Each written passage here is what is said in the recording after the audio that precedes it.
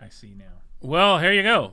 We are live from the internets. We are doing some new tech.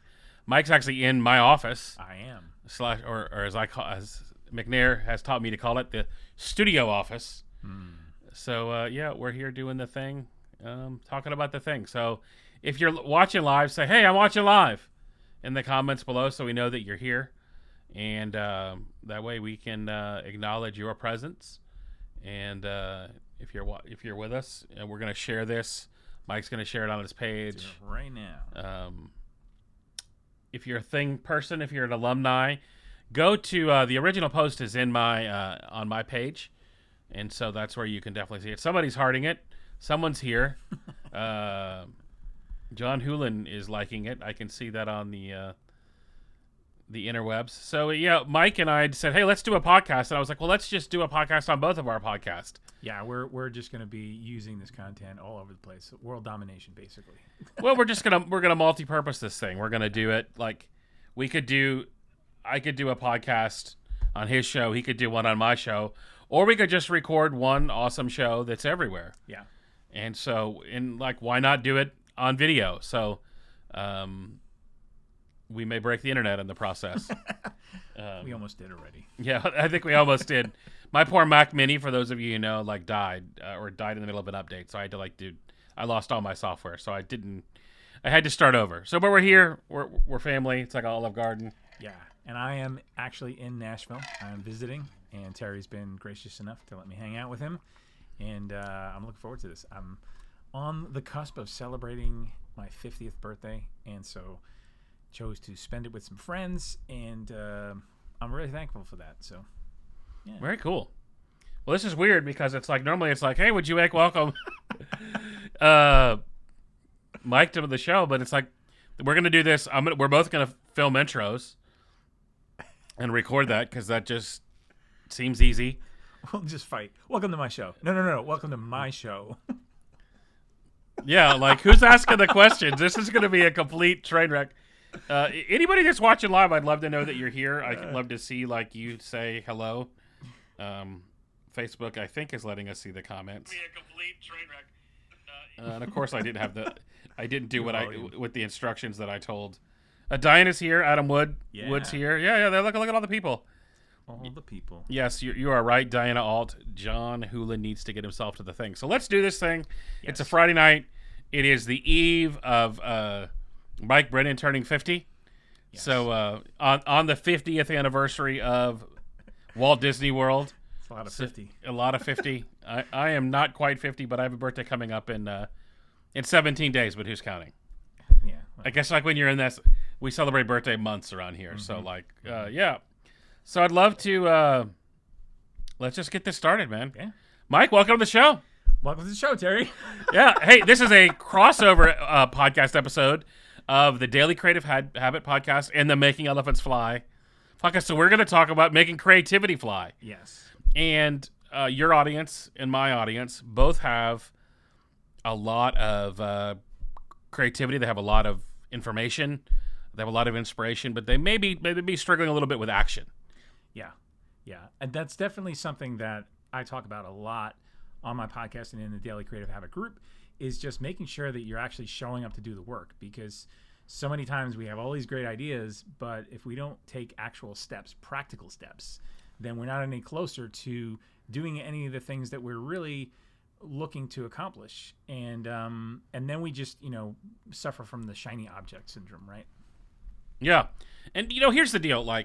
Mike and I were actually talking about the Cheesecake Factory menu. When you go to Cheesecake Factory, there's so many options. There's so many things. And most of my friends are incredibly talented. I think you and I have a lot of the same friends. And they literally could do anything. But if they would just do something and do it really well and kill at it, it would be amazing. Their life would change.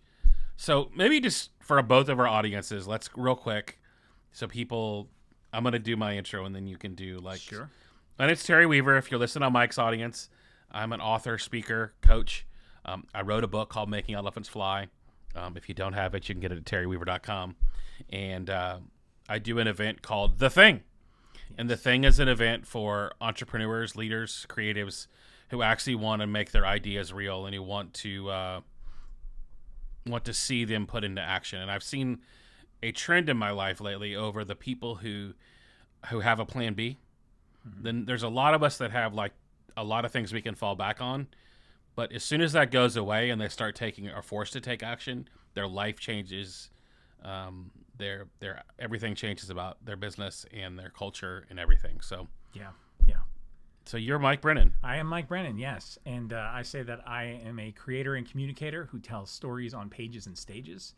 And then people say, well, what does that mean? And what that means is that my background is graphic design. And so I still do that, do a lot of logos and Canva templates and, sell some digital assets for people and resources. I also do illustration. And that came out of my own passion for personal art. And so I've been doing a daily creative habit myself, which is why I established the group. And it came out of a time where I was like, you know what, I need to get back to my art, not just client work, but doing some work that actually brings me joy and some work that I'm just passionate about and figure out how do I get back to that. And so it's been 9+ years of every day showing up, doing something, some kind of art, and sharing that with the internet and with you guys. And I love doing that.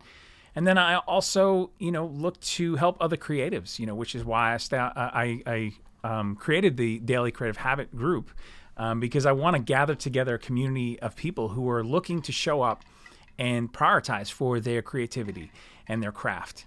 And that's one of the things I love about Terry is that he's just so awesome at creating community.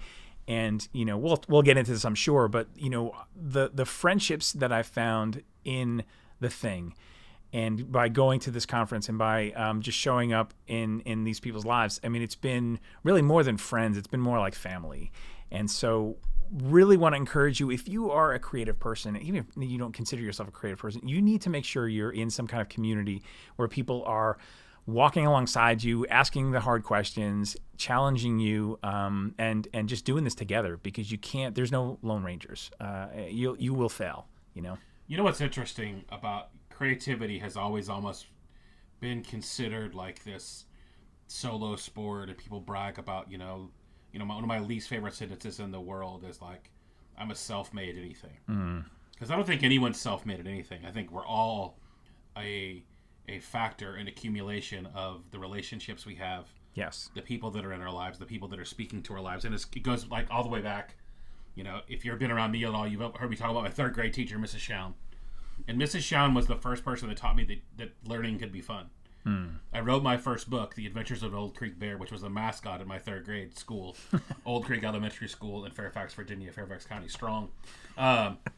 But, Mrs. Shown loved teddy bears. And so everything that Mrs. Shown taught was through teddy bears. And so, like, that process, like, all the other kids were like, I was struggling with everything before then. Second grade, I was so awesome at second grade, they made me do it twice. And so, but I really believe that everything I do is really built on this principle that that if you can take your creativity and your action and your talents and tie that with community, that your life will be better. This Pachyderm Flight Society, which is a membership that I have, that we're actually launching at the thing this year, it's really built on this idea of the old African proverb of if you want to go fast, go alone, but if you want to go far, go together. And I've seen that play out in your life, Mike. Yes. You're here this weekend because you want to go far. Absolutely. You're here because there's community here. And like when we rang the bell, hey, Mike's coming to town, it's his birthday, everybody's like, we're not even going to a great restaurant because making reservations right now for a large party isn't easy. Yeah. But we made reservations. Everybody's like, well, heck yeah, I'm there. It's a no-brainer. It's for Mike Brennan. Because it's community and we all want to come alongside each other and push each other forward. Yeah. And I really think that analogy of like we all feel like that our vision in our life is like this boulder that we keep trying to like push up a hill. And then if you get the whole community behind it, it's like, take the elephant one bite at a time. And I'm like, no. Just send everybody over here and let's all eat the elephant together. It'll go much faster. I hope that's not my birthday dinner, by the way. Yes. Surprise!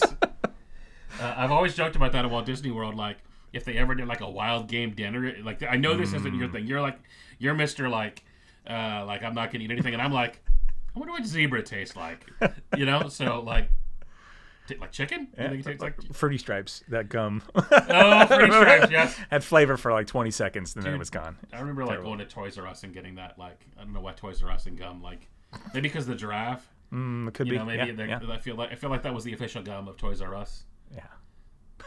And dude, I feel like you and I both have a lot in common in the area that I think we're both children who didn't grow up. What is that quote that the creative adult is the child that survived? I said Ursula. I can't think of who said that quote, but someone could. If you find that, Google that quote and tell us who said it in the comments.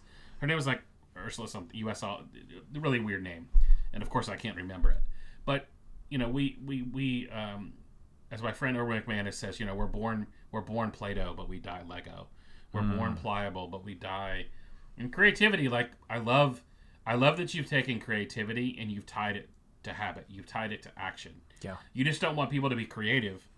You don't just want people to be creative alone, but you want people to take their creativity and put it to work. Yeah, and that came out of my own story. I mean, the things that I talk about are always based on my own experiences. So what is that story? Like, what is that? Yeah, so, I was somebody who's been creative my whole life. I mean, I've been creating things my entire life. And that has changed depending upon what season I've been in. But, I was the typical kid who was drawing greeting cards and art that was up on the fridge and loved all that, loved Looney Tunes and comic books and all that stuff. And if you've been around me, you've heard my story a bit. And then I went into, art school and did a little bit more of like the practical thing with the encouragement of my parents, because they were like, well, we don't want you to be the quote starving artist, of course, which I completely understand being a parent myself. But I chose, graphic design. And so I was in that field for a long time, still do that. But I came to a certain point where I felt like I was always leveraging my creativity for somebody else. It was client work. It was, important client work and work that pays the bills, obviously. But there wasn't a place where I had my own voice and wasn't a place where I could show up and say, you know what, here's something that I want to explore just because it brings me joy. And, long story, but I ended up suffering from some depression, and that led me to a place where I kind of had to assess some things and figure out, like, how do I come back to my personal art and not just lean into creativity for other people, for their projects, to build their kingdoms and their platforms, but how do I do this just simply because it brings me joy, because it lights me up? And how do I find out what my voice is? How do I find out what my style is?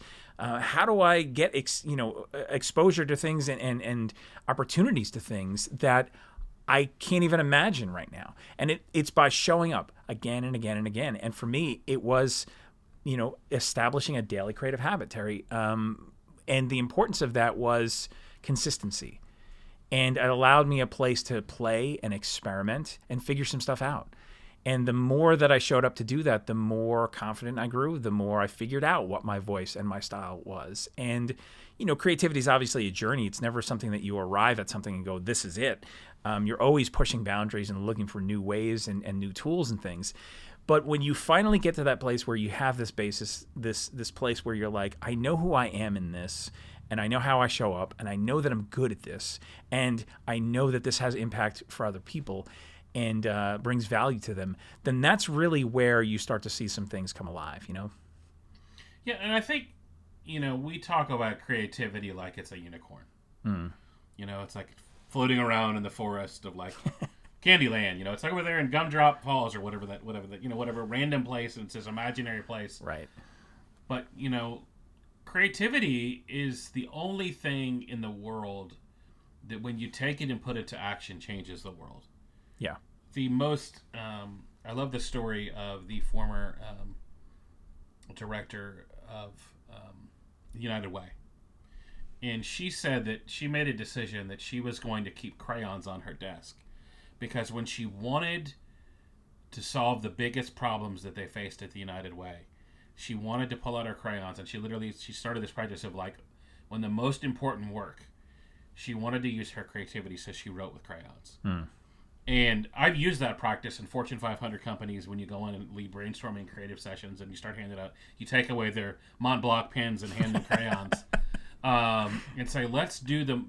Because if you look at about all the problems in the world, it's always leaders that are creative that come in and fix them. Mm-hmm. It's who's addressing human trafficking in the world. It's not the government. It's entrepreneurs. It's creative leaders who are saying, like is it the Underground Railroad guys that are doing that? I can't think of the guy's name, but an amazing organization. It's going out. Christine Kane's organization, A21. There are these creative leaders that are saying, here's a problem, and we aren't going to wait for someone else to fix it. And that's what creativity does, is it looks at something and says, there has to be a better way. And not just like for your sole personal enjoyment, but for you to actually take that creativity and break it like a glow stick and see it activate. Yeah. Well, and many of the creative problems that we solve are often, they start with ourselves, right? They're things that we're wrestling with. They're issues that we're like, isn't there a better way to do this? Or isn't there some other thing that I can use, or some other process? And so when we start wrestling with that, when it's personal to us, then we find that, actually, I'm not the only person who is dealing with that, or is questioning that, or needs a solution for that. And when we step up to that, and we actually can invite some other people into the process too, we can find some pretty amazing things can happen creatively, Yeah, and Mike, you and I met. I think we met in person for the first time at Tribe with Jeff Goins. Yes, I believe that's true. I had known about you, and I think we both kind of swam in the same circles, swam in the same pond. And I remember meeting you for the first time, and I was like, okay, this guy's different. He came here with a different approach, and I saw you live sketching an event, and I was like, and I knew your name. We knew each other from online. We met in person. I was like, and we went to a horrible restaurant and hung out. We had talked before, but it was the first time we met, and we talked. I think we talked on the phone. We might have even been on each other's podcast at that point. I don't remember exactly, but you were one of my first guests, so yeah, it's hard to remember, dude. Yeah. These things all kind of. Yeah, we're getting old, man. You're starting to get the age. Oh, thanks. Dude, I'm only a couple years behind you, so like 4. But you start to forget things at our age. You start to, I think it was back in my day, those kids over there on the interwebs. But yeah, man, I think I've always you've always taken your creativity and put action with it. You've always said, I'm going to do this. And by using your talents and your gifts, you've used them to tell stories. You've used them to maybe speak. And I think what art does better than anything else, and I mean song, words, poems, spoken word, the harp or whatever, it has a way to speak to things. It brings light into places that no other place. It brings it through a crack that nothing else can get through. Yeah. And whether that's you sketching about yoga, or somebody's toes in the sand of the beach, or like a concert of your favorite band, or of a quote from a speaker, you've always used it as a tool to ship hope. And that's one of the things I'm the most passionate about is, dude, our world's nuts right now. There's nobody questioning that, like I was just talking with somebody this afternoon. I'm like, I don't even know what's going on. What's really that just happened? I haven't watched the news in a while. I forgot what's going on. Yeah. And the world needs artists right now and creatives more than ever. It needs leaders and entrepreneurs who have gifts and talents and skills and are willing to do the work and do, because I think we've like, even as your parents, right? But I recently heard an interview with Kevin O'Leary, Mr. Wonderful, on the Shark Tank, and he was saying, a few years ago I used to write off all the artists, and I was like really big on like education. He's like, what I realize now is I don't want you to go to college anymore. I want you to get a pen and a paper. I want you to get a camera and a video, because my business right now needs the creative workforce more than anything. There has never been a time in history when, as a creative, you are more employable, even though most of you are unemployable, right? But you have skills that are worth something powerful to people, that every brand needs you right now. Because storytelling has been how we build businesses. Yeah. It's how we get people's attention, is through storytelling and through getting that information in a 1600 by 1600 square image, or a 30-second clip, or a quick sketch. That those are what gets people's attention now.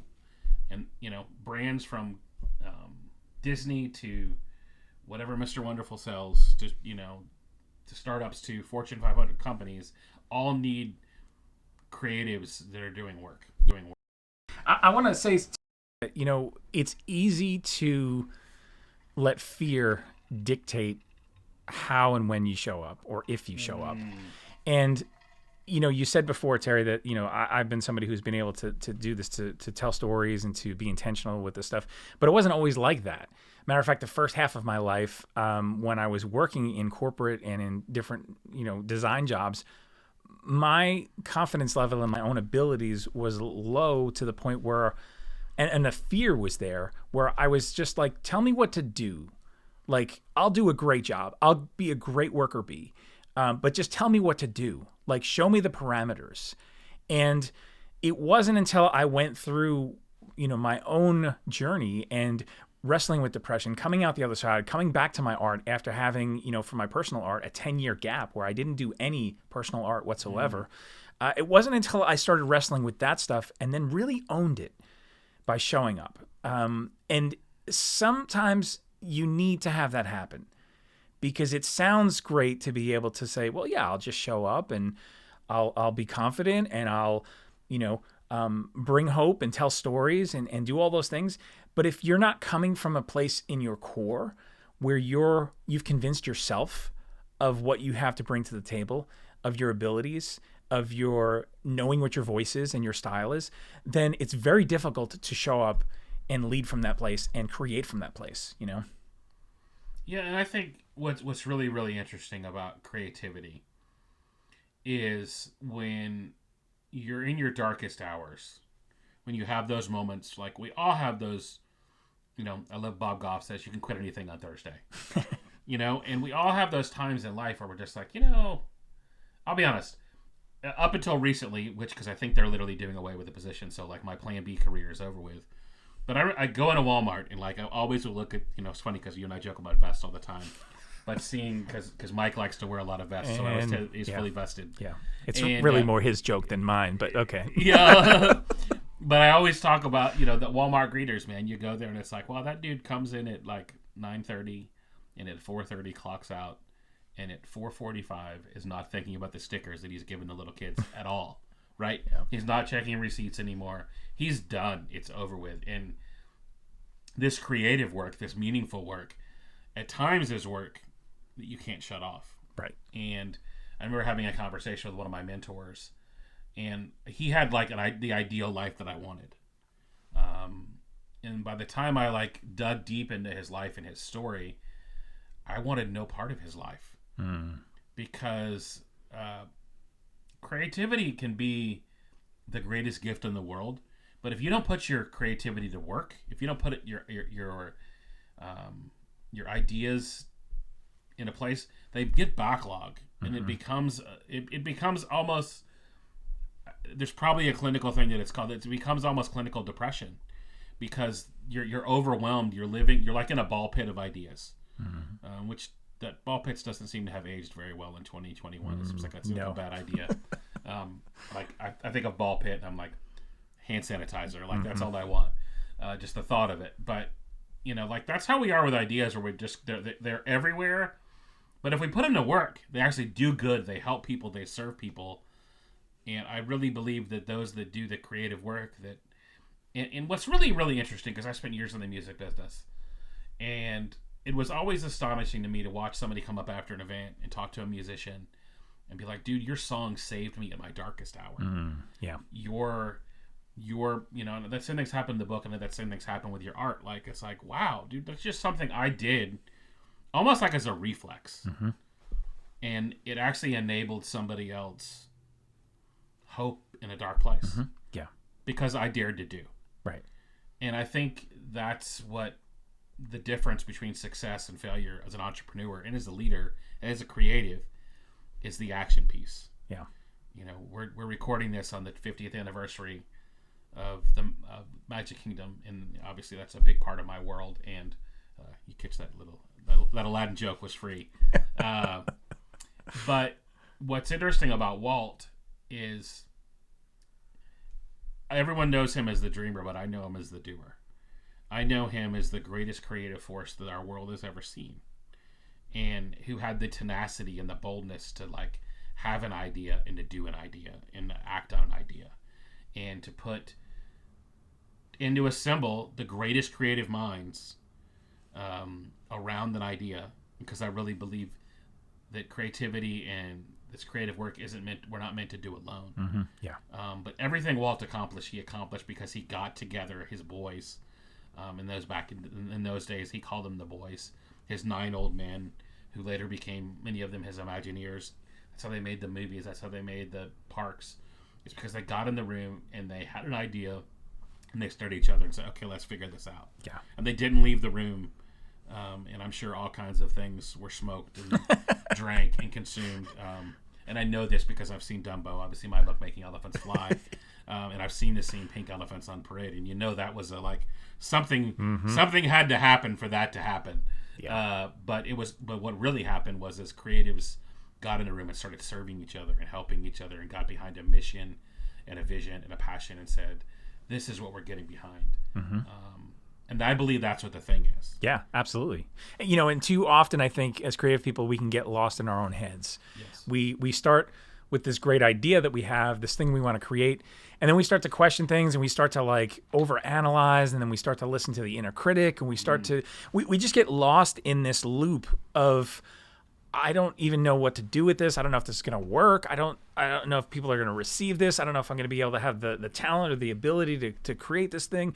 And we spend so much time there and so much energy and effort that our energy just gets sucked away a lot of times. And we don't have, or we're not inviting somebody else in enough to talk us down from the ledge sometimes. And to say, you know what you're saying, you may have valid points, but here's the other side of this.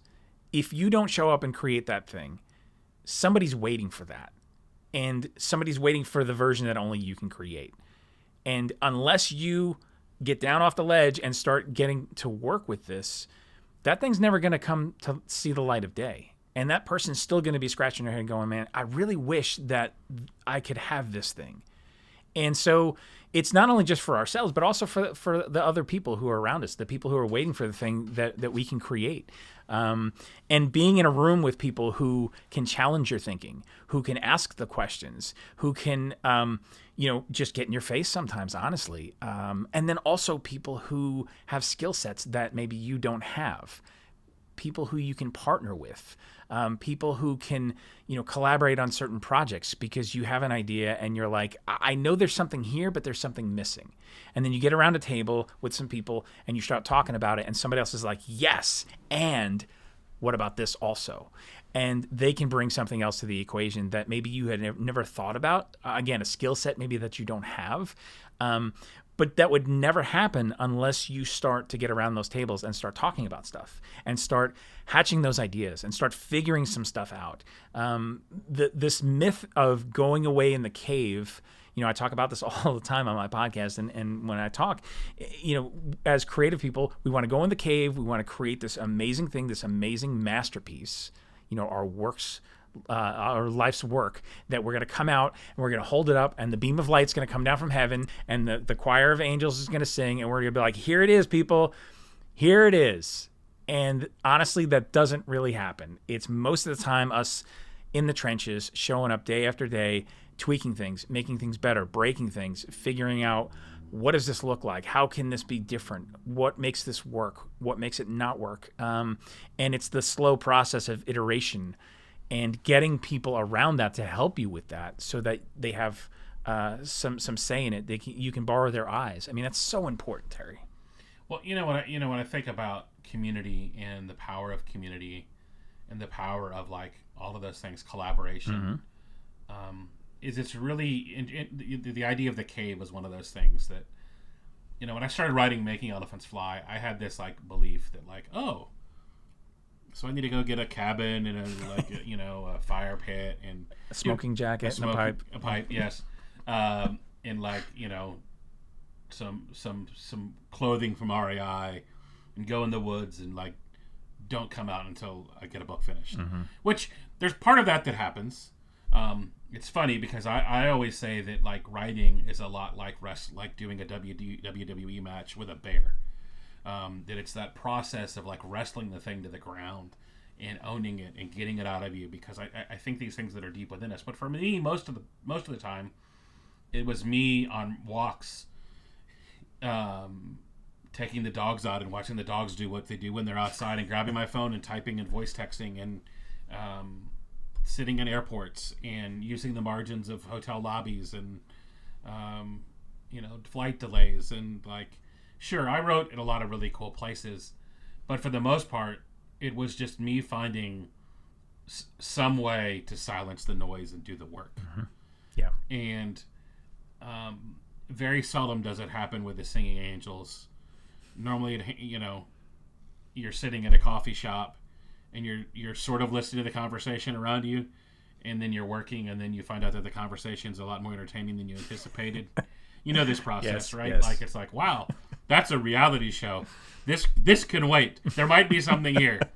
And a lot of ADD people, interestingly enough, which we all are, right, on some level, that we thrive in those loud and noisy environments, because I think if we stay alone, all we're left with is our own internal dialogue. And often that dialogue is the one that we can't wrangle. Yeah. Because that's the voice that says you're not enough, you're not good enough, why are you writing, why are you doing this, you're not good enough, you don't know enough, you don't know the right words, so this has been done. Yeah. Which is really interesting. That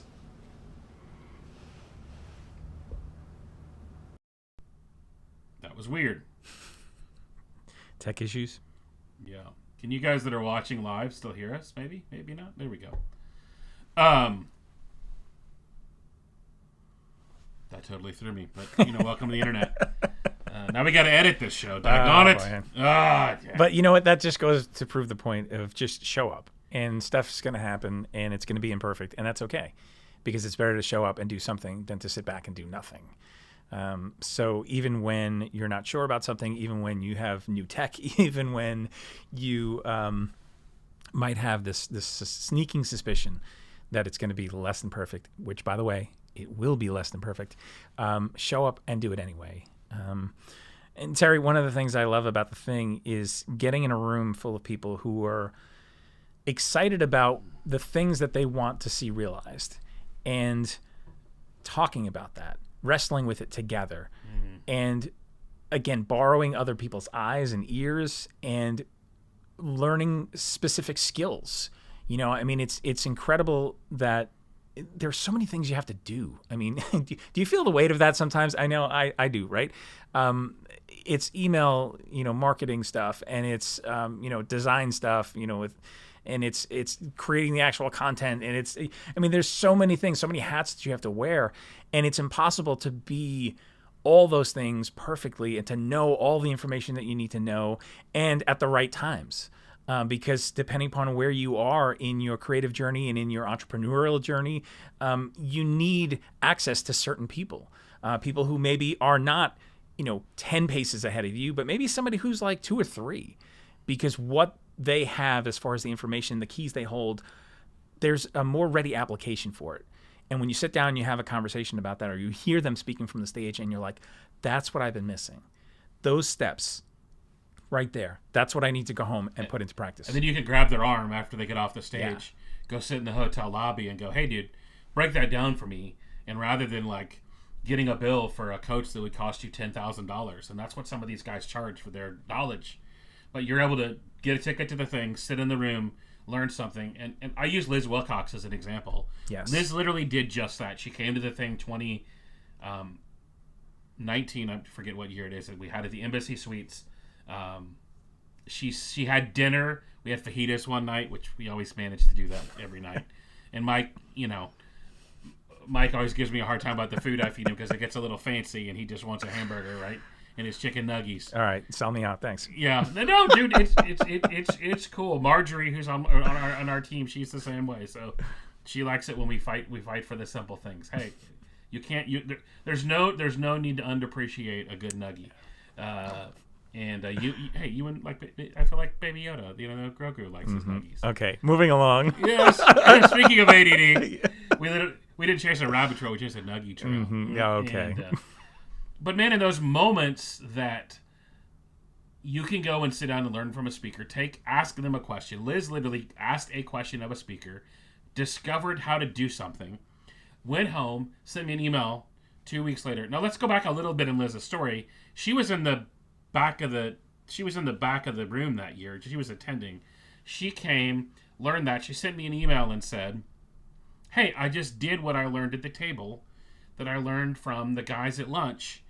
And I did it, and the check was, by the time I was done, added up to over $40,000, which is insane. Like, for most people, that's like a lot of money. Yeah. That she learned by getting her event sponsored properly, and she learned most of us aren't missing the big things. We're missing the 2 or 3 little tweaks, the little tiny things that make all of the difference in the world in our success. So a few months go by, and Liz goes, hey, I'd love to speak. And of course, I'm like, I want you to speak. So of course, Liz comes and speaks. And in the most Liz Wilcox fashion, she comes to the event. I found out she's like, I had no idea she had done this because she just quietly does the work. Mm-hmm. That's the best kind of, like, there's no like bragging, there's no social media posts, there's no Instagram story about it. She just went, she hired a speaker coach, and learned how to do it, had never been on stage. She was up and like, hey, this is the first time I've ever been on stage speaking. Yeah. And killed it and slayed it. And everybody got, and I bet you there are several people who have really dug at the work they do that have literally made thousands of dollars off of putting what they learned from Liz and if they take an action. The difference is if you get in that room and you get around those people and you learn something, and it's not just a big rah-rah fest. Mm-hmm. I've made sure it's not. I want you to leave inspired. But I want you to leave inspired to act. Yes. And I want you to leave equipped to act. Yes. I want you to leave with actual tools and actual tactics that can help you take your creativity, your ideas, your talents, your skills, put them to work, and actually make you money to give you the life and the freedom that you want. Because at the end of the day, that's what we want, right? Right. We want freedom. We want the ability, like you have the ability this weekend, to get on an airplane and say, you know what? Nashville sounds fun for my birthday weekend. Let's go do that. You put your work aside. You put your family aside for the weekend, your kids aside, and you made this the focus that I'm going to go be with my people. And we're a month away. We're going to all be together in a month at the thing. Yeah. But we made the priority, like, because we understand. And when Mike said, hey, I want to come to Nashville, I'm like, well, do this. We can hang, we can collaborate, we can figure, we can work on some things together. Ben Stapley, who's watching, he's one of our mutual. Oh, I love Ben, yeah. He's like, Dream Team, he loves it. He's like, I can't believe you guys are getting together. And here's the thing, is I know that collaboration is when you move from addition to multiplication. Mm-hmm. That I believe that the things that we do together have so much more power because this is lonely work. Yes. Most of the time it's me in 5 feet from here in that chair on my laptop just doing the work. Yeah. And it's on Zoom calls and on phone calls, helping people and serving people and coaching people and helping them figure out their stuff with their business. But the things that we get to do together, I believe, have so much more power. Yes. And you know what? Some of the creative people that I work with, especially visual artists, I sometimes hear arguments of like, well, what I do is a solitary thing. I mean, I go and I paint or I, use some material to create my visual art, but that's a solitary act. So where is the place for community in that other than maybe getting together and talking about, some tools and some techniques and some things like that, maybe some encouragement for the journey. I just want to push into that and say, think larger thoughts, because again, like I said before, your work isn't just about you and maybe about you getting into a gallery or selling prints or whatever that looks like. But there might be opportunities for you to link arms with somebody else and create something that no one has even thought of yet. But unless you're willing to get in a room and have those discussions and be open to those things, then you may just be like same old, and this is the way that everybody does it, and this is the way that's been handed down to me. And kind of stuck in that track. And if that track's not working for you, that can be a very frustrating thing. And so, again, I just want to encourage you, like, lean into community. And I know that's a buzzword a lot of times, but seriously, it's just getting around other people and talking about the stuff that you're going through and the things that you're creating, being willing to be vulnerable. When I found that I'm, willing to let people behind the curtain and say, This is something that I've been struggling with, or this is something that I'm going through. I find that so many people say, you know what, I'm so thankful that you said something, because I'm in the same place, or I've been there and this is how I've gotten through. Or, you know what, I've had those same exact questions and I felt alone. I thought I was the only one struggling with that stuff. And so when you have the ability to just be honest and authentic in conversation with other people who are on this journey too, it helps you, it helps them. And that's exactly why I do my podcast. I talk about that all the time too. You know, I have those conversations with creative people because it's encouraging for me for my own journey, but then I'm recording them and sharing them because, again, I know if I have these questions, other people have these questions, you know? Yeah, and how we kind of got to the content that we're doing this year at the thing. Last year, back in May, was supposed to be the thing 2020. Obviously, that didn't happen, so we did a thing at home. Yes. And it was an amazing day. Everybody that has kind of ever spoke at the thing did like a 7-minute TED Talk. Yeah. And for some reason, because my mind, creative work, all I could think about was the Kool-Aid Man. All I could think about was how that everybody in life, in leadership, and in their work hits these walls. And they hit these moments where they have a hard time breaking through. Mm-hmm. And as I was watching all of these talks come in, I was like, wow, these are people that are breaking through walls. These are people...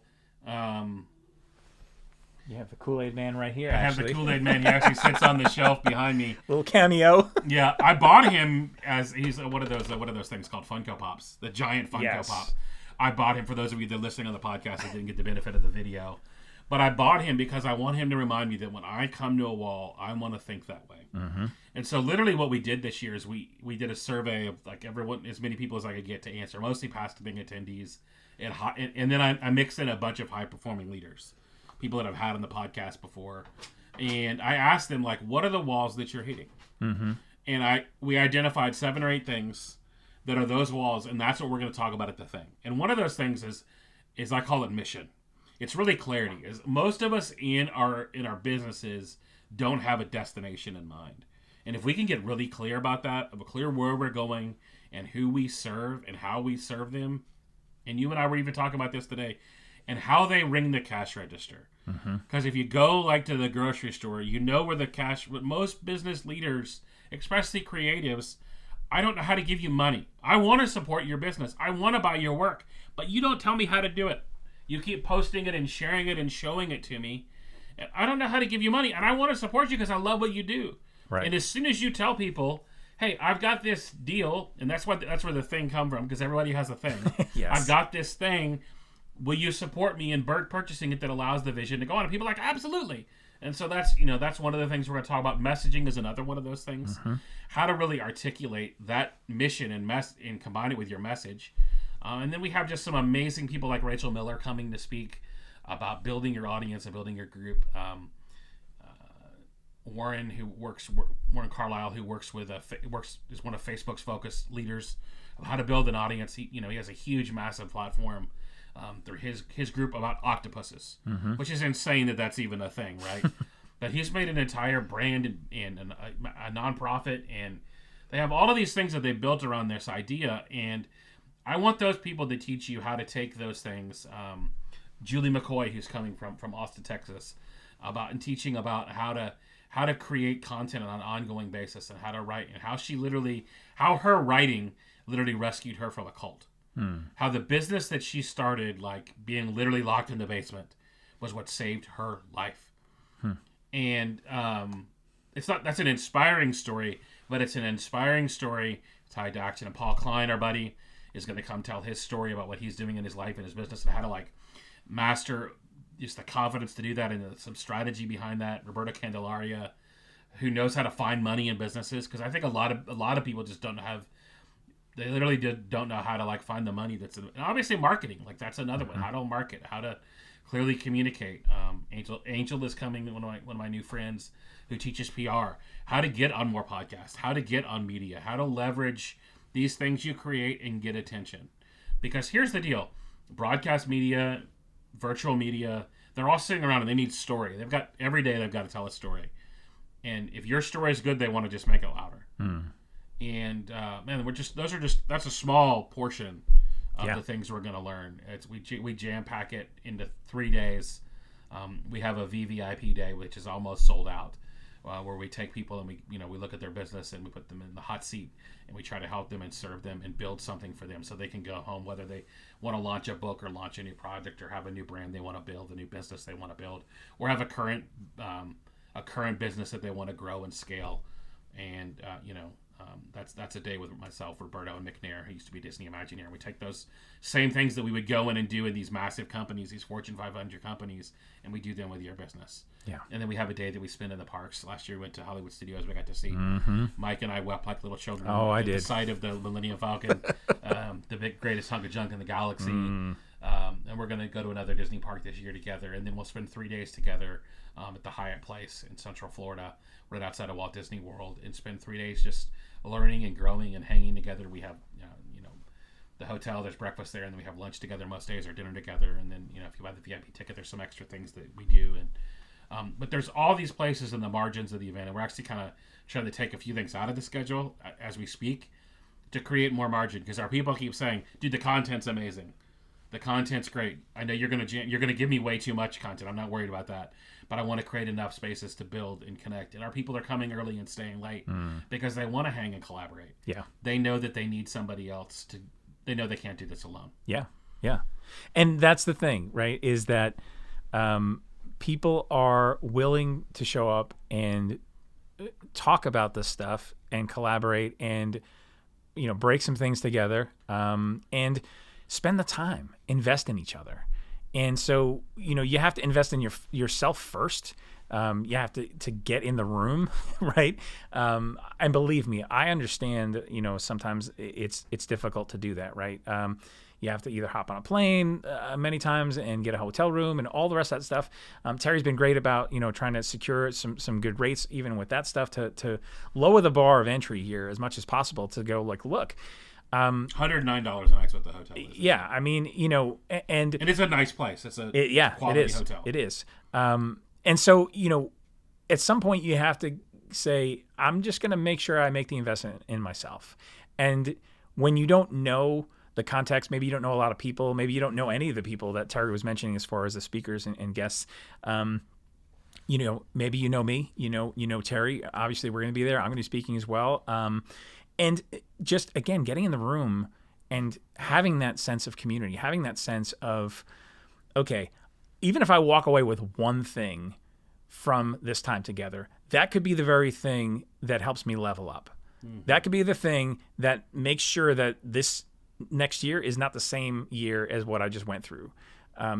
Busting out of some of those loops that we find ourselves stuck in, and those places where we just keep attacking things the same way over and over and over again. But again, nobody can prioritize that for you. It's something that you have to do yourself. And I've been through that process. I continue to go through that process and put myself in places where I have to show up and it hurts a bit.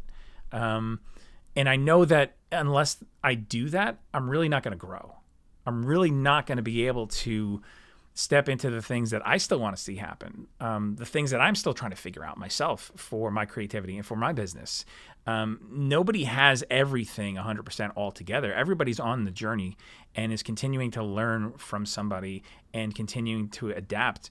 Everybody has some kind of area of expertise that they're speaking from.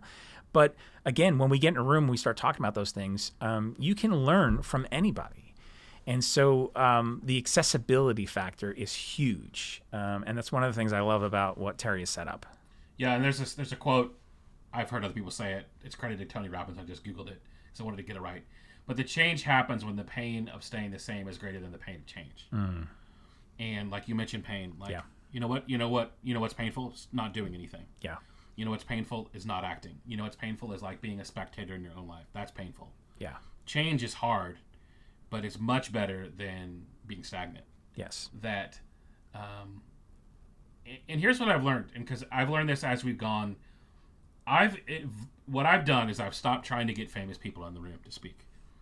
I used to have these big dreams of like, if I could just get so-and-so, like for a while it was like, if I could just get Gary Vee there. But here's the deal. Gary Vee is awesome. He's cool. He's going to motivate you. But for the most part, Gary Vee's team does all of his work now. But these people that I mentioned, you know, Warren is in his business and his brand every day. Mm-hmm. You know, Julia just sold her business, one of her businesses, for a lot of money, like life-changing money. But because she built it to sell, and now she's getting to do more of what she wants to do. She wants to create more. She wants to write more. So she found out it wasn't serving her. And like, man, do you want to learn from those people?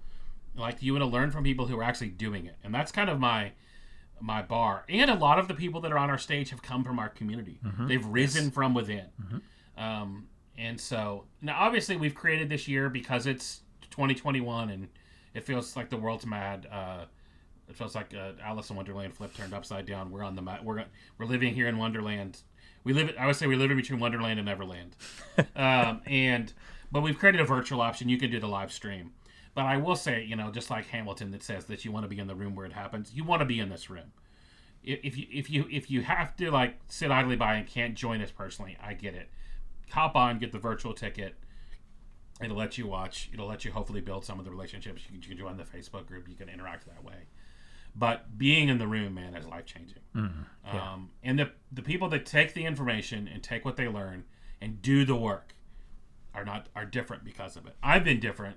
I've created an event for myself, too, so that I come and learn and bring people who are teaching me things, and I apply them into my own business. Yeah. And I get to see and watch you work and other people and other friends work and do the actual work. So you can go to thething.live. You can sign up. We're going to put some like codes below where you guys can get some discounts. They'll be on the page. You just go to thething.live right there. There's 3 tickets. It's in Orlando, Florida. All the info's there. You want to be with us. Mm-hmm. You want to join Mike. You want to join myself. It's coming up soon. It's next month, November. So be sure that you hop on that like today. Yeah. You know what? Here's the deal. Here's what I know. And what's really interesting about creatives is like people always like, do you have any idea how many people are coming? I'm like, no, because all of my people, they don't make decisions until like they got FOMO of their like, but don't have FOMO of your own life. Mm. Like we can look at all these people that we want to be like and look up to them, but man, be present and show up for yourself. Invest in yourself. I love that you were talking about that because, you know, there are a lot of places where we can invest our time, energy, and money, and most of us don't invest it in ourselves enough. We don't invest it in our own learning. I've spent more in the last 18 months in learning and growth and learning things and learning practical information and learning like, oh, snap, I learned how to do that, and I'm not doing that. Someone is getting hired to do that, right? Yeah. But that'd have been much better than me, you know, me spending a little bit of money to figure that out than spending years being miserable doing something I don't want to do. Yes. And I hope that by being around the community, and I really believe that this is, you know, you've said that, you know, Olive Garden isn't the only place when you're here like family. Like, I really believe that that's what the thing is, that we're a family of people that come together, not just for a couple of events a year, but we come together all year around each other's work and around each other's businesses. And many of these people are in groups together and mastermind opportunities and always collaborating on Zooms. And, you know, I know a bunch of people yesterday who were hanging out working together on Zoom. Just a bunch of them were in Orlando hanging out and working together and dreaming about like, what can we do? What can we do together? How can we help each other? And man, nothing gets better in your life when you have a bunch of people that show up at your, like, I think of the analogy of like recess in the playground. When your gang shows up for you at the playground and it's like, dude, like Brennan, you can do this, dude. Yes. Together, let me help you. Let me serve you. I know you don't know the people, but I know the people. And if you get a room full of, you know, and the thing is not a big, massive event. We keep it small but intimate on purpose. You know, we could make this event super cheap. It's not. I know it's not cheap.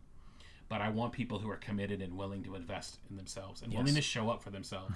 Because if you show up for yourself, then you can show up for other people. Yeah. Then you can help and serve other people. Yeah. So. And it is community over competition. Yes. I will say that. Oh, man. Because so many times, especially in creative circles, there is that sense of competition that, you know, scarcity mindset grabs a hold and says there's only so much, you know, money, time, attention, whatever it is for whatever it is that you're making. And if somebody else is doing something similar, well, I got to be real protective and I got to protect my ideas. And you get into this kind of like closed mentality. And the thing with the thing is that when you're in that room and you're around these people, even if you're in a similar type of creative thing, it doesn't matter because everybody's like, yeah, you know what? Like, let's do this together. Let's cheerlead each other. Let's boost each other's posts and spread word on projects that we're all doing because, when one person wins, then everybody wins. Yeah. The rising tide rises all Exactly. And that's true. That's not just like jargon, Yeah.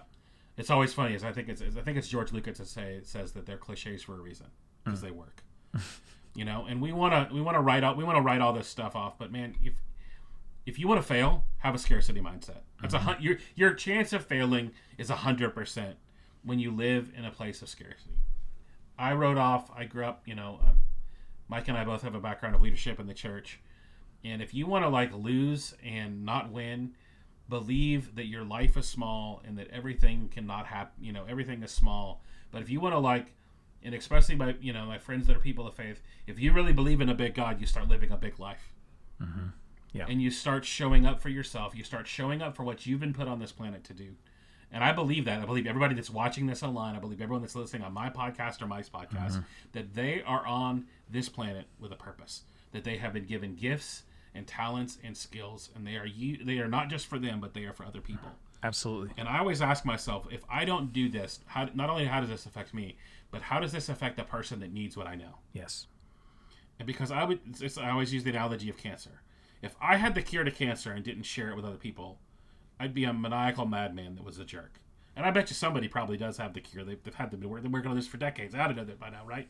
But if you know that, you want to share it. You want to expose and allow other people to benefit from it. And you may not have the cure to cancer, but you have hope for someone who's broken. Mm-hmm. You have knowledge that allows someone to break through and actually live the life they want. You have the message that can help someone get through the trauma that they're going through in their life. Yeah. You have the creative work that actually is going to matter and move the ball down the field in someone's life. Yeah. And for somebody, being in that room is going to help change the self-narrative that you've been stuck in. The narrative that says you don't have much to offer or struggle is your plot. That's what you're going to live in the rest of your life. Struggle, because that's all you've experienced. That's all you know. And so you've taken that on as your own narrative, and getting in that room exposes that and breaks that. It helps you start to break that and says, no, you know what? Actually, it doesn't have to be that way just because maybe that has been my experience. And these people around me are not only offering me encouragement and hope, but also practical things that I can put into place so that I can get out of that and have a new story, a new self-narrative to tell. Yeah. One that'll help other people as well. So on that, man, I think we can wrap it up and say that we hope we will see them at the thing. Absolutely. And if they can't make it to the thing, join us online. Yeah. You can sign up. Just pick right there in the registration form. You can pick if you want a virtual ticket. And man, I hope you will realize the power of picking yourself first. Mm. And I know there's a million reasons why you shouldn't come. You're going to find a million excuses. And believe me, I've been doing live events long enough that I've got a bunch of them, from it's my third cousin's, this, that, or the other, or we got this, that, or the other, or I can't, or I won't, or they won't. But until you turn all those things off and say, yes, I will. Mm-hmm. Yes, I will make this the time and the place that I'm going to put literally a flag in the sand and say, you know what, this is my thing. I want to do my thing. Yeah. I want people to benefit from the thing I know, the gifts that I know, the skills that I have, and the talents. And I'm going to do my dang thing. And I'm going to actually show up for myself and show up for the people that I need to serve and people that I need to help. And together, we will all be better for it. Yeah, yeah. Some of my best friends have come out of this experience, and I continue to lean into that, and I look forward to more that's to come. Yeah, and we'll see you guys. Absolutely.